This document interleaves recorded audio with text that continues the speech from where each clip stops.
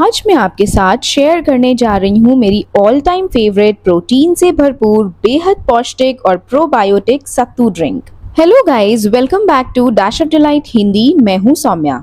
अगर आपने अभी तक सत्तू ट्राई नहीं किया है तो यकीन मानिए आप एक बहुत ही हेल्दी और रिफ्रेशिंग ड्रिंक मिस कर रहे हैं। सत्तू एक बिल्कुल नेचुरल पाउडर है जिसमें कोई प्रिजर्वेटिव्स या आर्टिफिशियल फ्लेवर्स नहीं होते और इसके ढेरों हेल्थ बेनिफिट्स हैं। लेकिन बहुत से लोगों को सत्तू के बारे में कंफ्यूजन रहती है, खासकर बेसन और सत्तू को लेकर। तो चलिए इसे बहुत आसान तरीके से समझते हैं। देखिए, ये है चना फैमिली। वैसे तो चने की कई वैरायटीज होती हैं, लेकिन सबसे कॉमन और पॉपुलर दो ही हैं। पहला है यह हल्के सफेद या बेज रंग का चना, जिसे काबुली चना या छोले भी कहा जाता है। इससे छोले की सब्जी, हमस, फलाफल, बर्गर पैटीज जैसी बहुत सारी डिशेस बनाई जाती हैं। और दूसरा है ये गहरे भूरे या काले रंग का काला चना, जो भारत और साउथ एशियन देशों में काफी लोकप्रिय है।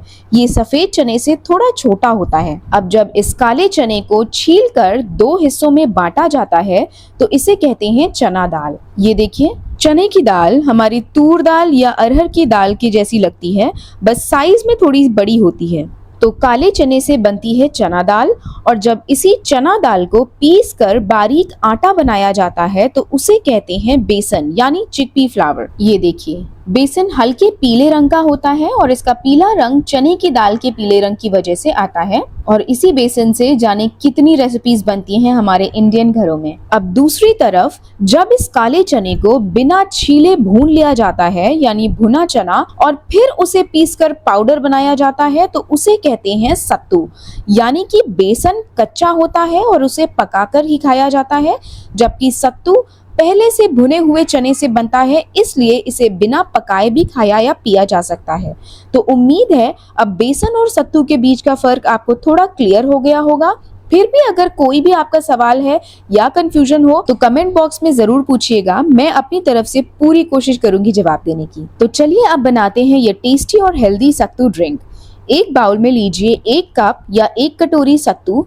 अब थोड़ा थोड़ा पानी डालते हुए इसका एक गाढ़ा बैटर बना लीजिए। इसके बाद इसे ब्लेंडर जार में डालकर अच्छे से ब्लेंड कर लें ताकि इसमें कोई लम्प्स ना रहें। आप चाहें तो शुरुआत से ही पूरा प्रोसेस ब्लेंडर में कर सकते हैं या हैंड ब्लेंडर का इस्तेमाल भी कर सकते हैं। अब इसमें डालते हैं कुछ फ्लेवरफुल चीजें। एक बारीक कटा हुआ प्याज, आधा टीस्पून भुने जीरे का पाउडर, 1/3 टीस्पून काला नमक, 1/3 टीस्पून साधारण नमक या स्वादानुसार, थोड़ा सा चाट मसाला, 1/3 टीस्पून सफेद तिल, 1 मुट्ठी बारीक कटा हुआ हरा धनिया और आखिरी में आधे नींबू का रस।